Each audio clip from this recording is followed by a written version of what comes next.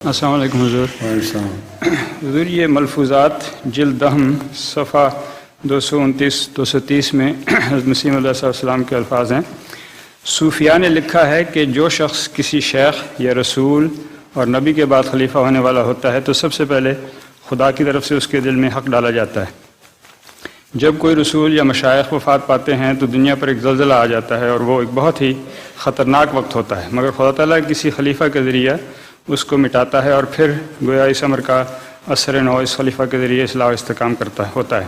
پھر آگے چل کے فرماتے ہیں ایک الہام میں اللہ تعالیٰ نے ہمارا نام بھی شیخ رکھا، انت الشیخ المسیح الذی لا یضاع وقتہ۔